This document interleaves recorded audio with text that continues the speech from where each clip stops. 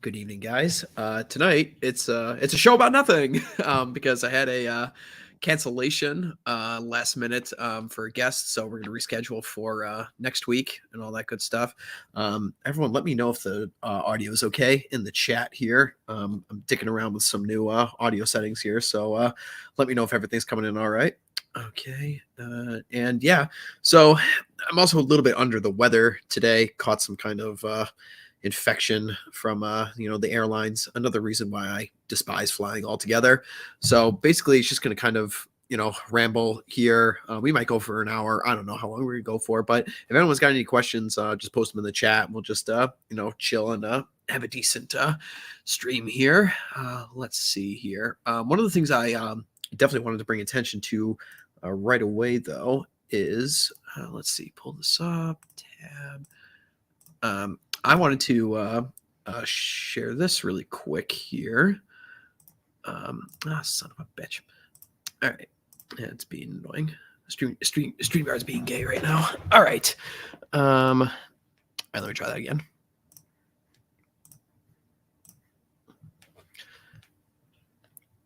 There we go. All right, cool. Just wanted to bring this to everyone's attention here. New post on the OGC. I basically just talked about the beauty of the United States of America and a bunch of national parks and everything like this. Is getting pretty well received, so definitely go check that out. Our good friends at the Old Glory Club are doing some good work for sure. So definitely give them a look. We're putting on some great content over there, and this one's well worth the read. And it actually, brought a little bit of a tear to my eye writing it towards the end here because, as you guys know, I'm a huge America appreciator and all these things. So, and I love the great outdoors and all the wonders and majesties of the United States. So definitely tune into this, give it a read, give it a thumbs up, like, share, all that good stuff. So with that out of the way, back at it. Okay, cool. So one of the other things I wanted to mention here is that so I was on vacation last weekend. I was down in Florida. I was in Tampa Bay, which is one of my favorite cities down there in Florida. I don't know. Maybe I got to start being like you guys know how like Bronze Age pervert doesn't announce his destinations. Like where he is. He only announces it after he leaves. Maybe I got to start doing that. But yeah, so I was in Tampa over the weekend. I was originally supposed to fly back on Monday, and unfortunately, my damn plane got canceled. They originally delayed it like 2.5 hours, and they just canceled it outright. So, needless to say, I was pretty pissed at the airline companies for that, and I ended up having to reschedule and fly back home on Tuesday. So, I wasn't too happy about that at all. But nonetheless, got back to it. Work, grind, work, pay the rent. You guys know all that stuff. But what I wanted to talk about was, it was interesting when I see on Twitter a lot, like guys are just, I don't know, for lack of a better word, they just really don't, they just really don't want to try, and I was, had a pretty bad weekend out with running sets at these bars down in Tampa. Struck out. I don't know. In baseball terms, when you strike out 4 times in a game, they call it the golden sombrero. And then I guess it's like basically the same thing here. I was out 2 different nights, struck out both nights, pretty spectacularly. All in all, it was it happens though. I just had to set myself straight. And then funny enough, as soon as you get back home, 3 new matches and on the dating apps, and then you get back to doing that kind of stuff, and you kind of just recover your ego and everything a little bit. But it's just part of the process, man. You got to keep going, at it. And you're just going to get shot down. It's the nature of the beast, so it was a nice little exercise in, not getting butt hurt, so to speak. It's just like, yeah, it sucks sometimes. Funny enough, I got shot down by this, a hot Asian chick, who's with one of her friends, and she just called me a white man. Just like, get out of here, white man. It was one of the strangest rejections I ever had. So that was a strange one. I can honestly say I'd never been called, a white man before. So that was very, very weird. Actually kind of like caught me in the headlights a little bit. It was funny. But anywho, yeah. So I enjoyed the nice warm weather though. I got to enjoy the time with my friends and all that good stuff. So, it is what it is. Even if you strike out, you just got to keep back, get back on the horse and keep on going. As I mentioned, for any guys that are coming in the chat, no really show today. It's a show about nothing. So if anyone's got any questions, just shoot them in the chat. We're just kind of like ask me anything. This stream tonight, we might go for an hour. We might not. I'm a little under the weather, so we'll see what we can do with that. Let's see what else we got cooking here. Tomorrow is St. Patrick's Day, so everybody, get your Guinness and your Tullamore Dew out and all that fun stuff, and have a good time for sure. I'm going to be traveling once again tomorrow. I'll be hopping in the car after work and driving maybe about 4.5, 5 hours or something. Meet up with a bunch of friends, and we're gonna have a nice long weekend at a undisclosed location at the bottom of the ocean, of course. So that'll be a good time. Get to see a bunch of people, have some drinks, enjoy the festivities and all that good stuff. So definitely enjoy your St. Patrick's Day and celebrate the great saint from removing all the snakes from Ireland. So that's all good. Let's see. A lot of stuff coming up in the future here. I'm gonna get back into posting more on my own Substack. I've been busy. I've been driving all over the place. If anyone sees my Twitter, you will see that I tend to document my cross country travels quite frequently. Because I love the open road. I love the spirit of America. I love going at my own pace and stopping at all the roadside attractions, like I don't know, like the goofy things like world's biggest ball of yarn or whatever the nonsense that you find, just driving along the highways of America. So I live for that kind of stuff. I make sure to do it several times a year, just hop in the truck, take a big road trip, go see something I haven't seen before. There really just isn't like a single blade of grass in America that I just don't want to see, so let's see now. Convenient questions in the chat here. I've talked about this before. I actually talked about this on the I forget what episode of Manzaar it was. It might have been episode off the top of my head, I think it might have been like episode 27 or something like that. It was when Aaron Clary was on, and we reconnaissance on reconnaissance. That was the name of the episode. And we were talking about our favorite spots to go in the United States of America. I gave Cappy my my top three personal favorites of mine. Number one for me. Well, let me restart from the bottom. I'd say number three is like I visited New River Gorge last year, which is in West Virginia, and I was driving through there in late October, and it was gorgeous. Driving through the Appalachian Mountains and everything, seeing the leaves change and everything like that, and the tree cover is just so thick there in the Appalachian Mountains. It's not like the Rockies. If you guys ever go to the Rockies, they're too tall for trees to grow up the summit. It just gets too cold up there, and there's not enough soil and anything, so trees won't grow up there. But the Appalachians, they're not as steep. They don't go as high, so the Appalachian Mountains are just covered, thicker than all hell with trees, not nonstop. So when you're driving through there in these mountains, just bobbing and weaving through these mountain highways, it basically just looks like the mountains are on fire. It's just covered in red and yellow and orange and all the nice colors that we all like. So New River Gorge is pretty cool in West Virginia in that time of year. Similar to that would be like Daniel Boone National Forest, which is in Kentucky. That's a really, really cool drive. You could drive through that entire park. There's camping grounds in there as well that you can go and check out. So those are really cool. My second favorite spot would probably be, I think it's Highway Route 2 or Highway Route 1. I'm not positive. Out of Miami, and it goes south into the Florida Keys. So you have Key Largo and then Isla Mirada are like the first two keys there. And that's where I've spent most of my time when I've gone down to the Florida Keys. It's just those first couple ones. I have not made a trip all the way down to Key West, which is like a 4-hour drive from Miami. But funny enough, you can, if any of you guys go down to Naples, Florida, I believe there's a ferry that runs actually from Naples, Florida, out to Key West. It's like a couple hours on the boat, and you're just out in the ocean and stuff, and they could ferry you there, and then it's like another day trip back and stuff. So that'd be really cool. I'd like to check that out at some point. If you guys are ever in that part of the country, in Isla Mirada and Key Largo and stuff, they call it Isla Mirada, the Purple Island, because on one side of the island, you have the Gulf of Mexico, and on the other side, you have the Atlantic Ocean. And there's a part, where a bridge, because like there's bridges between each of the keys. Keys are small islands, basically. They're all just in a row. And there's a bridge that you drive with your car.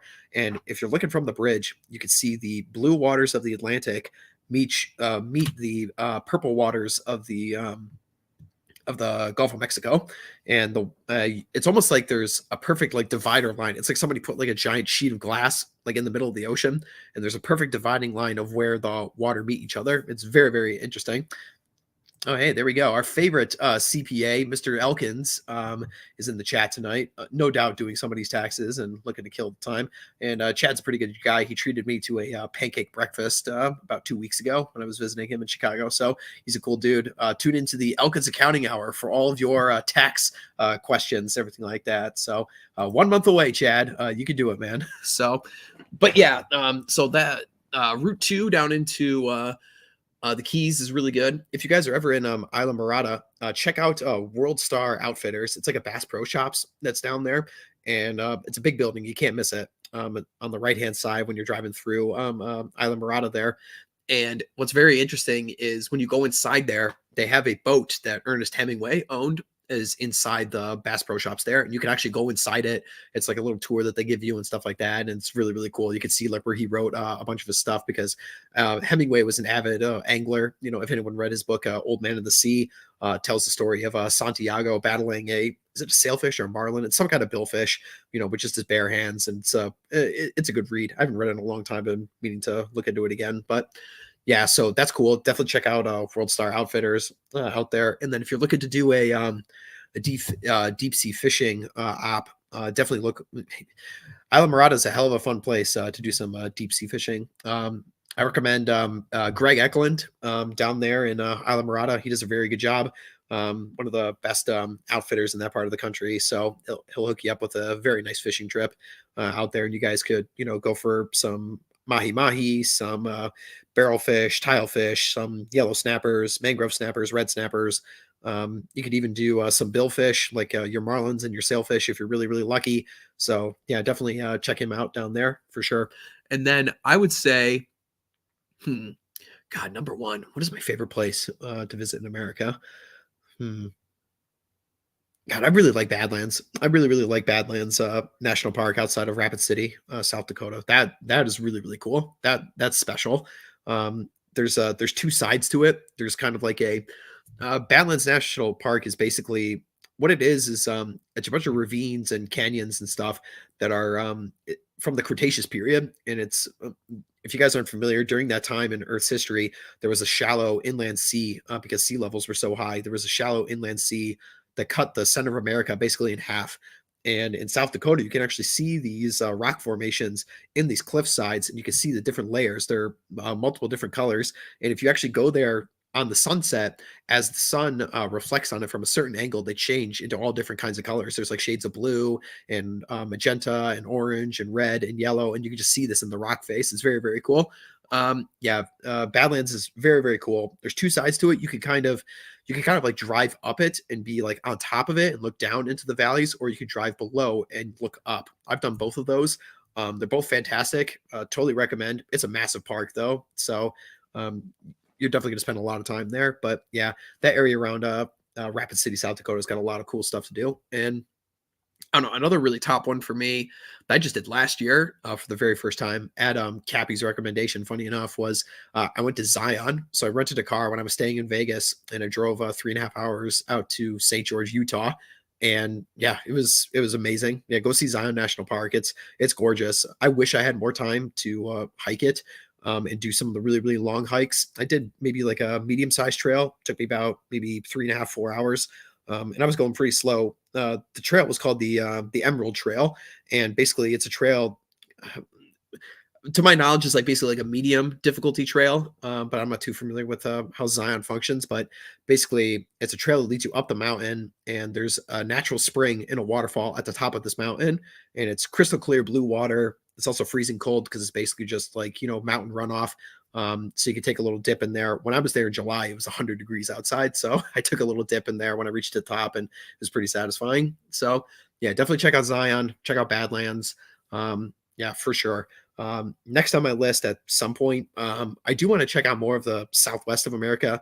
I'd like to check out, I'd like to take a look at like White Sands National Park in New Mexico. I'd like to spend more time around the Phoenix area for sure. I haven't been to Arizona in a very, very long time, so I definitely would like to check that out. And then obviously like the really, really big ones, like I still gotta go see Glacier, I gotta see Yosemite. I haven't been to Yellowstone, so all those are still on the list. But it's a work in progress. There's a lot of places to see in America. So um, and let me think here. I was gonna say something else. Hmm. Oh yeah. So in White Sands National Park in New Mexico, one of the other things I'm really interested to do out there. Actually, you know what? Let me see if I can pull up a picture here on the other tab here. Um, yeah, there we go. Okay. All right, share. Yeah, there we go. Cool. So, for those of you guys who aren't familiar, this little critter is called a gemsbok, and they're native to Africa, of course. Now, amazingly, in White Sands National Park, New Mexico, they have a whole bunch of these that are just on federal land, basically, that basically were escaped from private preserves in Texas, and they made their way over, and it mimics their natural environment. So there's a whole bunch of these that are just chilling out in White Sands National Park. And of course, me being the big game hunter I am, I would like to shoot one and eat one and mount it on my wall. So that is a something I'd like to do at some point. I have been on safari in Africa before, as you guys who have read my Substack will know, but I haven't had the opportunity to whack one of these things. So it's definitely on the list. I like the design. I like the horns are really, really cool. I hear they taste very, very good. I've eaten their cousins, some other oryx relatives. Actually, let me pull that up here. Um,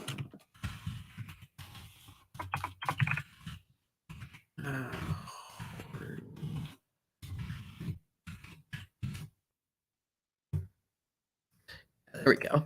Yeah, I shot one of these down in Texas. God, what was it?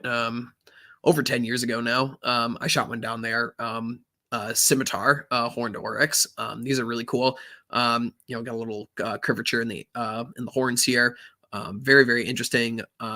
Coloration. They're native to the Sahara originally, so they keep a very white coat so they don't get burned in the sun and everything like this. So, but yeah, that was an interesting hunt, and yeah, I chowed down on one of those, and it tasted pretty good. So, and they're cousins of the gemsbok, so definitely that's something I'd like to try at some point. But yeah, so yeah, all kinds of fun stuff to do throughout America, indeed. Let's see here. Take a look at what's going on in the chat. I've not been to Alaska. No, I've had a couple of family members that have been. They say very, very good things about it. I don't know. Maybe I'll go up and visit Mr. Patriarcha one of these days. Maybe he can put me up in Alaska at some point. But yeah, it's on the list. One of my top priorities is shoot a very big Yukon moose. And up there in British Columbia, Yukon, all that good stuff. Up into Alaska, that is where the biggest ones are found. So of course, I would like to check that out for sure. Let's see what else we got here. Nicest state in America you recommend to live in? Low percentage of anti-white shit lives. I mean, pick up Aaron Clarey's book Reconnaissance Man. That would be my first place to start. It's a good book. You can basically read through it in a day. It's very short. The book's broken up into 2 sections, basically like why you should reconnoiter the United States, and then the second part of the book is basically like a how-to guide. So look for that at the start. He basically lists off, I think it's Chad Elkins is in the chat. He can answer this, but it's like, what is it, like 8 or 9 states that are like no income tax or something like that. So yeah, so definitely that's a place to start. I mean, something like Tennessee, that's probably good. I mean, like, dude, you're gonna find like anti-white shit libs everywhere, man. It's just part of the territory, So like basically it's just like, where can you be happiest? Where's it warm?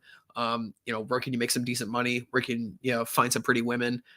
Like that's the stuff you should be looking for, man, because like no matter where you go, you're gonna find some kind of shit livery that's gonna be infested. So, I don't think it's the end of the world, just live your own life, man, in this hellscape that we're all currently living in.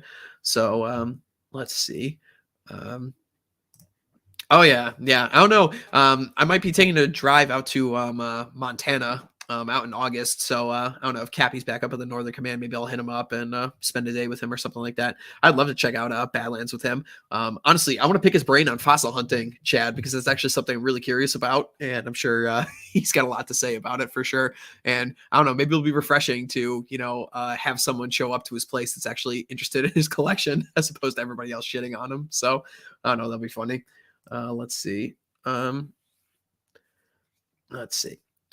I never played Fallout, never played any of the Fallout games, so I dodged that Bethesda train. The only game from Bethesda I ever played was Skyrim. I know, ooh, filthy casual. Yeah, I know. It was just never really something that appealed to me too much.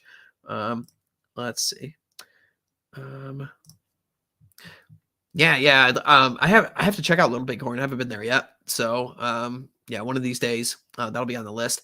I know when you're driving around Rapid City, you can see Crazy Horse Memorial, which has basically been under construction for what, like 45 years at this point or something, because like they ran out of funding a very long time ago. But yeah, it was supposed to be like the world's largest statue or something like this, and they only finished, I think, like his face and a little bit of like his hair blowing in the wind. Supposed to be like riding on like a giant horse or something. They were supposed to carve it in the side of the mountain, kind of like a one up of Mount Rushmore, but they never finished it. Let's see. Yeah, Alaska would be cool. Yeah, sled dogs. I did a sled dog trail, funny enough, in Squaw Valley outside of Lake Tahoe. Long time ago too. I was a kid at the time, but we went on like a little dog sled train. You can you sit in the front, and the dogs go running across the lake, which is interesting. $2 from Machiavelli sucks to go. Always good to see you, man. Popular in AA's chat. We see you there all the time. $2. No thanks to Grizzly Bears. Oh boy, do I have a very interesting story on Grizzly Bears that will eventually be told in the Substack. I got a family member of mine that was on a moose hunt in Alaska, a self-guided moose hunt. And basically what you could do on these, well, I don't want to spoil too much. He was there for 3 weeks basically. And on the second day, he ran into a grizzly bear with their 2 cubs. And it's a pretty haunting and harrowing story for sure. No casualties, but oh boy, it could have been close. So that story will eventually be written on the Substack and be made into a video, of course. But I just got so much stuff to do. Let's see. Hey, Robert's in the chat. Cool, man. Yeah, Robert and I met up not too long ago as well. Had a nice lunch, and we're talking to a cute waitress, so we had a lot of fun time. Oh yeah, dude, definitely hit me up for that. I'd be down for that in a heartbeat. I've even got contacts down there, so definitely hit me up with that, Robert, in DMs, and I can actually give you guys some contact information for guys down there that run a really, really good op. I've done a couple boar hunts down there with them before, and yeah, they're tons of fun. So yeah, definitely keep me in the loop on that. I'll totally join you guys for that. That'd be amazing. Let's see. Oh well, so see, there we go. See, this shows how much I know about the Fallout games. Let's see. When did you start shooting and hunting? Well, let's see now. God, I can't remember when I first started shooting. I think I got my first BB gun. I was like maybe 5, something like that.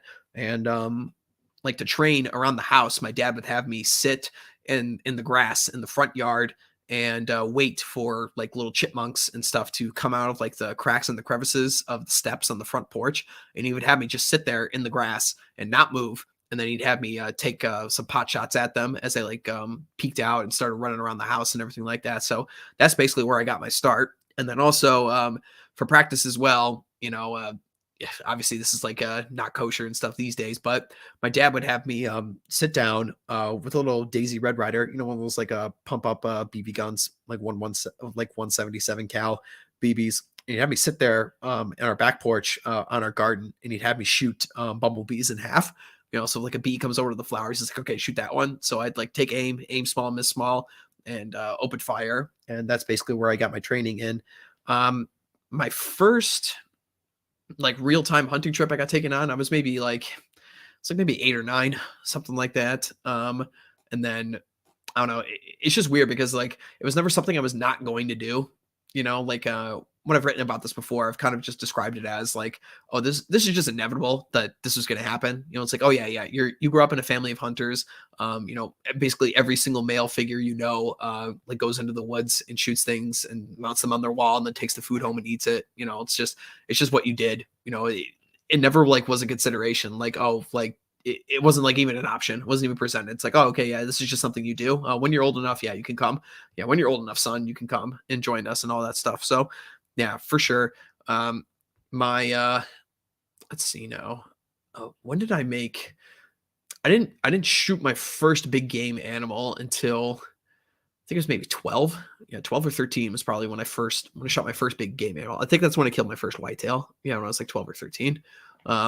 So that was over 15 years ago now. So yeah, I've just been doing it basically my entire life. You know, never once. When you take that first shot and take that first bite out of something you killed yourself, you just think to yourself, "Oh, I'm doing this forever." You know, there's just no way.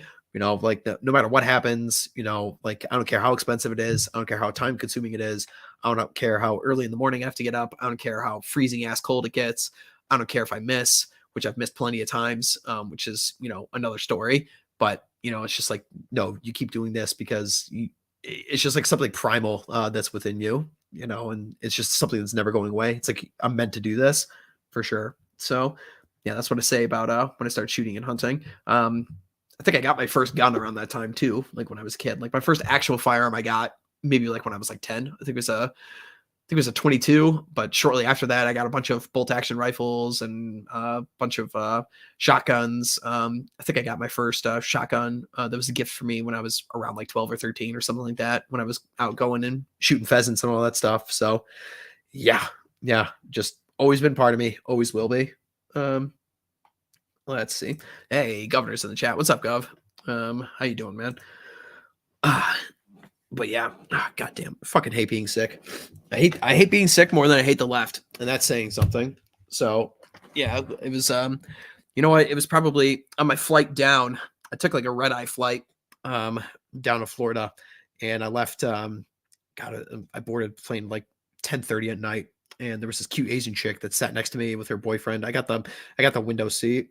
And there was this cute Asian girl and her boyfriend on the edge, and they were both masked up. So I don't know. Maybe they were, I don't know. Maybe they were sick or something. They gave me something. So I don't know what the hell happened, but yeah, I did. Yeah, a Red Hawk flight. Yeah, exactly, Governor. Yeah, people are always surprised by that. By when I tell them that, I don't really care for flying. I can't stand the bureaucracy of it. I can't stand having to wait like 3 hours through security and all that stuff. But fortunately for me, I didn't have to deal with too much of that because, and I've said this multiple times, that the airport in Tampa Bay Airport is the best airport in the entire country.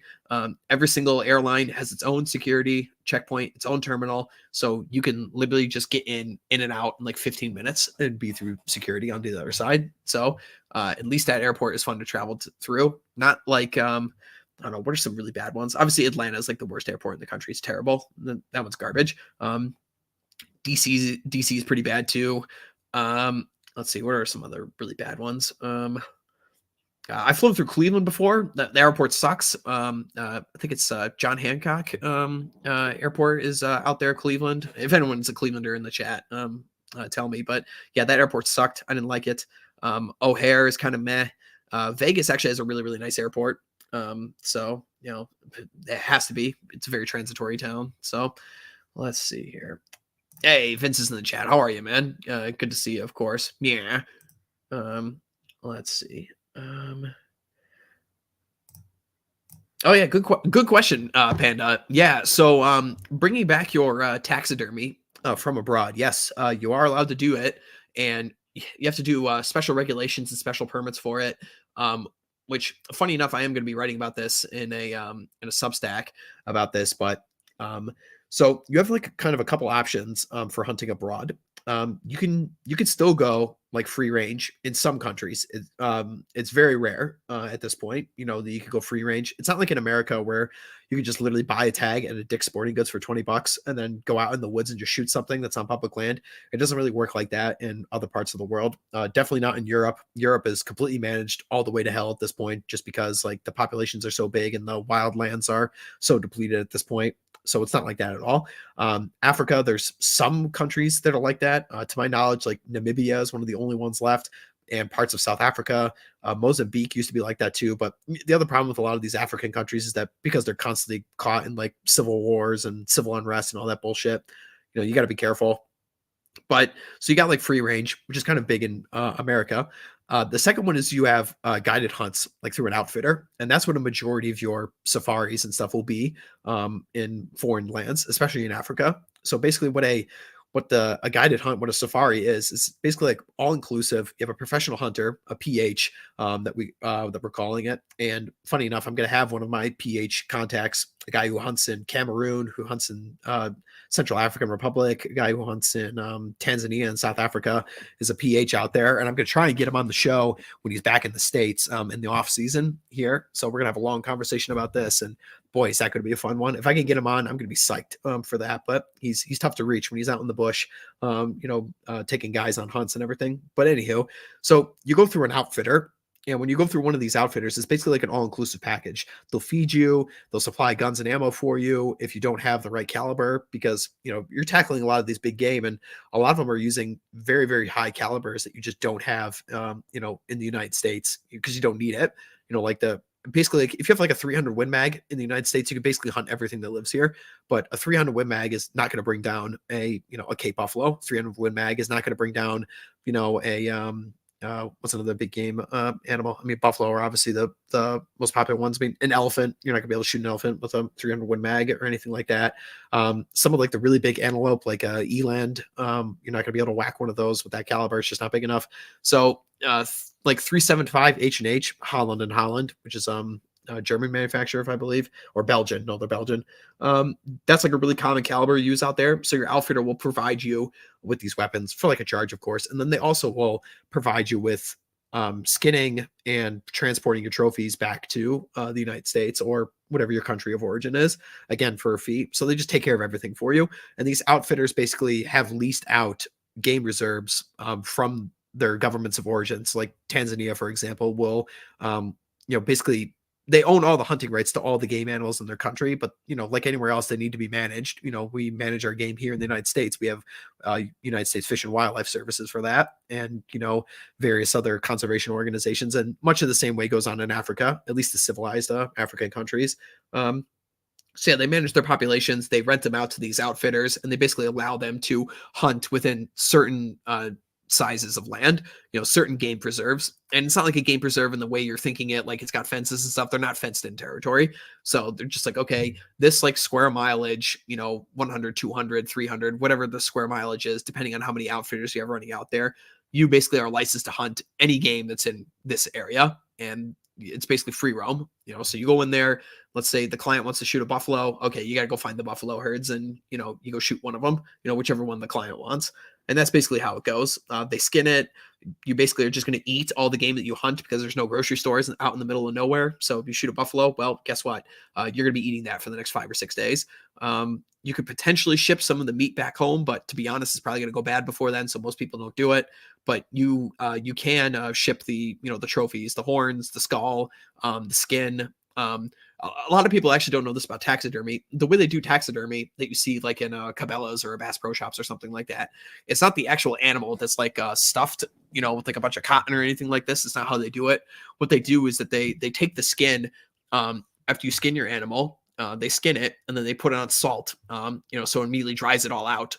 So that way it doesn't, decompose anymore. And they treat it with like a bunch of other like chemicals and things like this to make sure it doesn't decompose. And basically what they do is they take that skin and then they staple it on a foam cover of whatever shape the animal was in. So you can like customize them. They're works of art, basically. Taxidermists are really, really cool people when you go and talk to them, because they basically are artists, so they'll carve out like a foam whatever kind of foam design you want. It could be like a lion pouncing on its prey, or it could be laying down, or it could be roaring, or it could be, stalking, or whatever you want it to do. You can get in touch with a taxidermist and they can, design it however you like. But yeah, that's basically how it works. So they skin it, they process it, they tan it, they, make sure that it's not going to decompose anymore. And then, yes, they ship it abroad. You're kind of rolling the dice with some things because occasionally, you know, everybody knows about how like, your packages get lost in the airlines. Well, unfortunately, sometimes your stuff can get damaged on airlines as well. And I do know guys who have had trophies of like spiral horn antelope, like kudu and stuff shipped back to the United States. And like they've had tips broken off like in transit and things like this. But again, like taxidermists could do pretty amazing work with that. So, you always run a risk when you're shipping stuff abroad. Same thing with guns. I had my uncle actually shipped a gun out to Wyoming once, and when he opened the case, the stock had actually broken off in transit. So he unzipped it and the stock had just snapped. It was a wooden gun, and I'll never forget the reaction on his face because it was a really, really old gun that he had inherited, and he just started to cry. He was like, "Oh my God." It was nuts. He was so excited to shoot this thing on this hunt, and he just opens the case to go and shoot it at the range to make sure the scope hadn't been, fucked with in transit. And, it's a rough thing for sure. So let's see here. What else we got? Yeah, O'Hare is awful. However, the only thing I like about O'Hare, Chad, is that they got that cool Brachiosaurus skeleton that's on the opposite side of security that you can go check out, which is pretty cool. So let's see here. Atlantic City. I've never been to Atlantic City. I've never been to New Jersey either. I know you're out that way, Vince, but I wouldn't take the road through the East Coast unless I had no other choice. I'm the furthest east I've been is like Buffalo, New York. I've never spent any time. Well, actually, it's not true. I was in Boston once. For an event. But I never drove out that way. But yeah, no, I'm not an East Coaster by any means. Let's see. Yes, all the cool kids are indeed in the chat because here at the Red Hawk channel and Man's Hour, we've got cool friends for sure. Let's see. Yeah, funny enough on this question actually. So one of the my family's got a taxidermist we've known for a very, very long time. I'm not going to disclose his name here, but he does some very, very interesting work where he will actually take like bits and parts.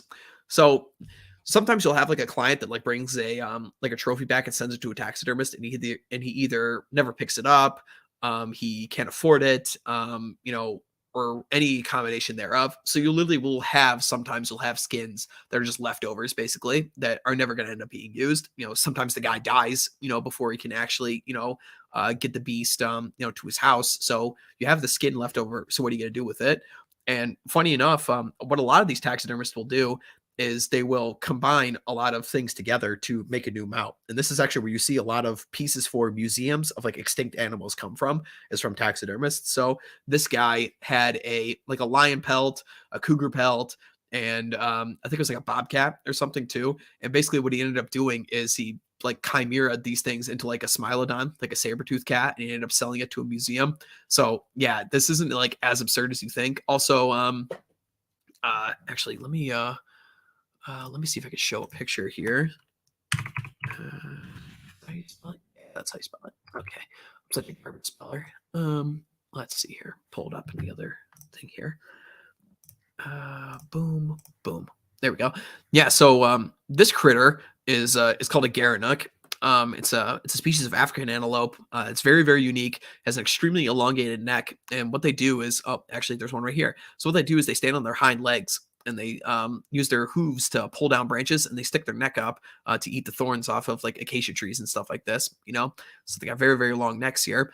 And perfect. This is showing you right here. So you see how they got like a bunch of black and white on the back of their body here. So one of the cases, this is the same taxidermist. What happened was a client shot a Gerenuk, and he wounded it. He didn't get a good shot on it. He gut shot it low, and they weren't able to recover the body the first day of the hunt. So they had to look for it the next morning. And when they got to it the next morning, a bunch of hyenas had digging into the carcass and basically eaten like everything from the neck back of this Garanuk that he shot. Thankfully for him, he actually got to keep his trophy, like the skull and everything like that, because obviously that's the most important part. But this client in question wanted a full body mount of a Garanuk similar to this. Like he wanted it standing up so he could stick it in the corner of his house. It's just what he wanted. So this taxidermist ended up taking a skin from an impala, which is like a relative, but impalas don't have this black and white on the back. So he ended up taking the skin and putting that on the mount instead, and matched it with the horns and the head of this Garanuk that he shot, and he ended up making a full mount of it. To the untrained eye, you would never know the difference because the colors of the skin between those two antelope are pretty similar. But yeah, there's a lot of stories like that. Also, you'll see this as well if anybody sees like a stuffed bald eagle, like a taxidermy bald eagle. Those are actually illegal to have in the United States. You're not allowed to shoot bald eagles for any reason. As we all know, they're the national bird, so you can't touch them. They're protected, 100%. But if they still make taxidermy for them, and what they use actually is, so I don't know. Take a look at my PFP here. Of course, me being a raptor, my eagle brethren there. So if you ever see a mount taxidermy of a bald eagle, the beak and everything like that, and the talons, they're not real. They're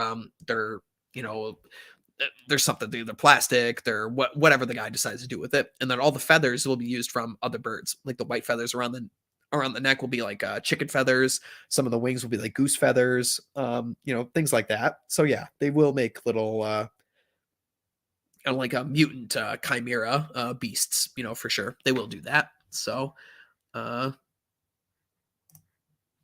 really interesting. I dig Buffalo. I've got a buddy that lives up there, and occasionally I'll go up there and visit him. I'll check out like Niagara Falls and eat some wings and go to a Bills game and stuff like that. I like the town. I just hate the state. Like New York is just garbage. It's horrible. It's got some of the worst laws, some of the worst taxes. The people suck. But I will say this: I don't know what it is. I've talked about this on previous streams. I don't know what it is about Buffalo women, but Buffalo women are stunning. They're extremely attractive women there in Buffalo. I don't understand it.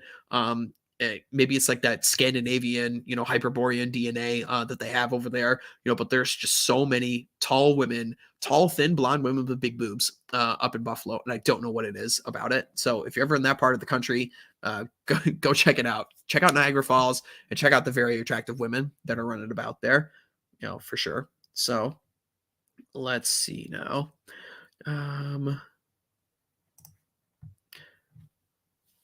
Oh yeah. So anything that's like anything like taxidermy you can get like grandfathered in. Yeah, they have grandfathered in clauses. Funny enough, there's a case of this. There's an issue here, and one of the in case anyone needed any more reasons to hate George W. Bush, you can add this to your list. So again, how like we always talk about in our circles, how like Republicans are the bigger problem than Democrats. In all honesty, well, this is another prime example. So in 2002. In the George W. Bush administration, they banned the importation of a lot of different animal taxidermy and things that were part of the Endangered Species Act, and one of them being polar bears. And before that, it was legal for you to, and it actually still is in Canada, you can still legally hunt polar bears through an outfitter and everything like this. You used to be able to do it in Alaska, but you can't do it anymore.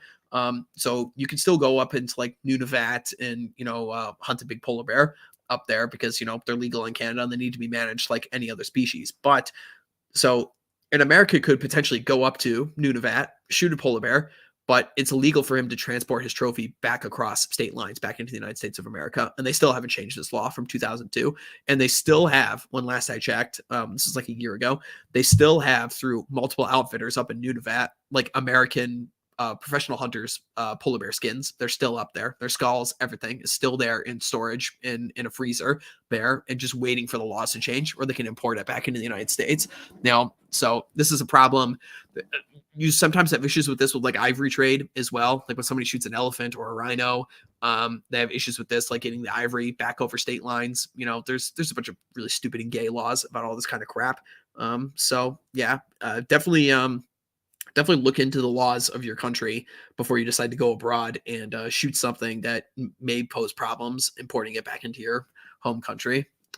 So let's see here. No,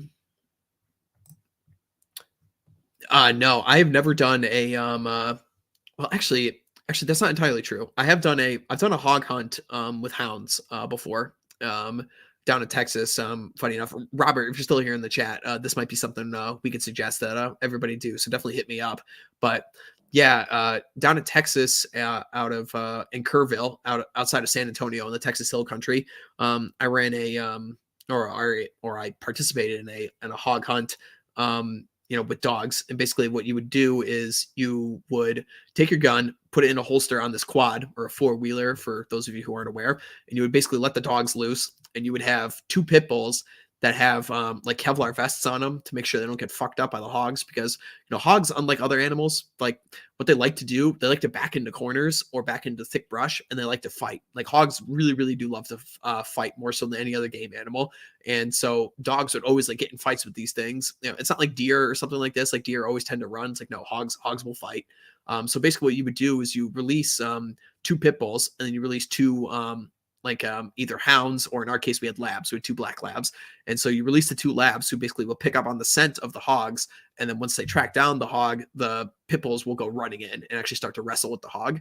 And then at that point, well, in this particular hunt that we did, we took them out with knives, big giant 10-inch K-bar knives, or Bowie knives, for those of you who listened to our Old Glory Club stream last week on Texas Revolutionaries, which you should also go and listen to. We did a bunch of coverage on Alamo Day, so definitely look into that. But yeah, so there is a picture and a video of me sticking a big 10-inch knife into the ribs of this hog that is being bitten by a bunch of pit bulls, and the blood is just pouring all over my hands and stuff. It's pretty harrowing. Obviously, I can't share it, but because Susan, but yeah, so I have done that before. And then also, of course, when you're doing most any like wing shooting of any kind, you're gonna run dogs. My personal favorite wing shooting to do is pheasants. I love hunting pheasants. I think they're the best like bird to start hunting. If you haven't hunted like any wing birds before, get into pheasants if at all possible. They're for a number of reasons. One, pheasants really like to flush, and what we mean by flush, they really like to fly. They're not very good like ground running birds by any means, so they're really apt to jump up and fly. There's some kinds of birds that really like to run on the ground, and if they run on the ground, you run the risk of shooting a dog. And so you never ever shoot anything that's below eye level ever, because like there's so many stories of hunters like accidentally shooting dogs, and it's really really easy to do when you're walking through these really thick cornfields. You can barely see the hand in front of your face. So yeah, you never ever shoot something that's below eye level. But yeah, so pheasants really like to flush. And also because pheasants are like pretty big birds as it relates to like wing shooting birds, like they're bigger than ducks, they're bigger than doves, they're bigger than chukars. So it actually takes them a while to actually get up to speed after they flush off the ground, and that's perfect. They're almost like sitting ducks in the air, so you can open fire and just have an absolute blast. Yeah, pheasant hunting is really really fun, and it's really great when you have a really really good dog like a lab or a Brittany Spaniel or German short hair, something like that. Like yeah, these dogs just absolutely love it, man. They're having the time of their lives, like running around, getting on the scent, finding these birds, flushing, fetching them. Oh man, you've never seen a dog so happy in your entire life than when your dog is out in the pheasant field on a pheasant hunt. They live for it, man. They love it so much. You actually even have cases where they get so excited and they exert themselves so much that there are cases where guys' dogs have actually like died, and died to heat exhaustion and stuff out in the fields because they just love it that much. So you have to actually, take it slow a little bit. And this is where it comes in, like where you have a really well-trained dog, then the guy knows what he's doing. So, have your dog take breaks, give it some water, make sure it relaxes a little bit, because they literally would just exert themselves to death because they're having so much fun, Let's see. Yeah, no, that's 100% true. I was actually talking about this on Twitter recently. Like, I definitely do envy those like British aristocrats that would just go around the empire and basically shoot everything that walked on four legs. Like, oh man, it would be if there's any more adding to the list of reasons why India sucks as a country. They banned all hunting to foreigners in India. I think they passed it in like 73 or something like this. It was a long time ago. But yeah, so there's not a single foreigner that can go into India and shoot a wild animal. They don't allow it. And you can only shoot animals at all, period, if you have a special license from the government. So the government will like sometimes license out to private like professional hunters and stuff, and who go and like take care of like problem tigers and problem leopards and stuff that have been like eating people, but oh man, that would be something really cool. India's got a lot of really cool species that'd be really fun to shoot. I mean, actually, speaking of wild animals here and things from India, um, down in I was mentioning how we have a bunch of exotics down in Southern America before, like gemsbok and stuff, and they've got these babies down in Texas. They're now free range all the time. Actually, you know what? There you go. Perfect. Texas Parks and Life. There you go. This thing is called a nilgai or a blue bull. They're native to India. They're massive, massive, massive animals. They get up to like 1,200 pounds. They're absolutely freaking huge. They're supposed to taste amazing. There's like whole restaurants in like Southern Texas that only serve this food, because these things are just free roam now in like Texas marshlands, because they've escaped from guys private preserves and everything like this, and there's no predators for them, because like we don't have tigers over here that are eating these things, so they're just completely free reign, and they're basically just out of control down there. So yeah, see, there's another one. There's another picture. So yeah, you can head down to Texas, shoot one of these things. So yeah, it's on the list as well. Yeah, I'd like to shoot one of these nilgai. They're supposed to taste really good, and it'd be a pretty cool hunt. So yeah, but yeah, India's got some very, very cool game species that if like I'm imagining like a Bronze Age pervert style takeover of the entire third world again, reinstall the empire. But yeah, I would absolutely love to do that. Go down to India, shoot like a gaur, which is like a giant bull, one of the biggest bovine in the world. Shoot like a sloth bear. I'd shoot a tiger, for sure. That'd be really, really cool. So yeah, I'd like to go to India at some point, but it's just not in the cards these days. But yeah, but thankfully, a lot of their game animals are over here in Texas and other parts of the United States. So, and you can go shoot them, and I intend to do so. So let's see. Let's see. Yeah. That's funny. Yeah. Those bird dogs, man. They like, you can never stop them. Like when they go, they're ready to go, man. Like you could just be out walking normally, and they'll get on point for something, and they'll just like get ready to flush it. It's like, dude, we're not hunting right now. Why are you trying to flush this bird and track down this bird? But they're animals, man. At the end of the day, and they just love it, man. You can never take that away from them. It's just part of their blood. Kind of like I mean, they're only so far removed from wolves, man. So let's see here. What else we got here in the chat?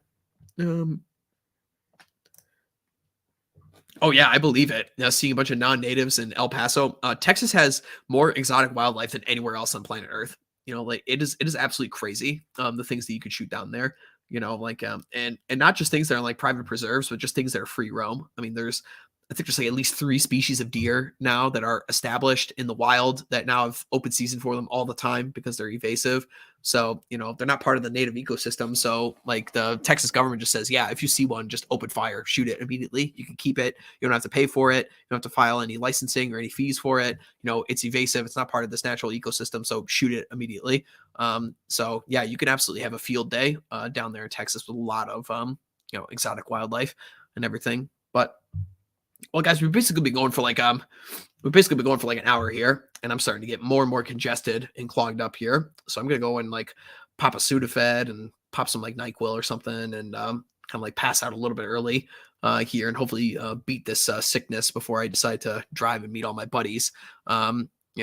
Tomorrow. So thanks for coming in the chat here. Thanks for coming by to the show about nothing. Eventually we might end up doing a show like this in the future, like more of like an AMA kind of style, like rambling kind of show, in case I have a guest that cancels or something like that. And it was like in the last minute too, like the last like 2 hours. And I was like, okay, instead of like scrambling to try and find everybody, we'll just reschedule. We'll get it done. And all that good stuff. So thanks for coming by, guys. Let me check and make sure I didn't miss any super chats. I did not. So all right, cool. And then thanks to all the guys for coming by. We had a good audience today. We had the governor was in there. We had Chad. We had Vince. Robert was in here. Like, yeah, we got some cool friends. So thanks for stopping by, everyone. And next week Next week on Man's Hour, we're Not Me, Not You is coming back, and we're going to discuss Bronze Age Pervert. I've been meaning to do this for a long time, so we are going to do a show on BAP. So that'll be fun. So stick around for that one for sure. All right, guys. We'll see you next time.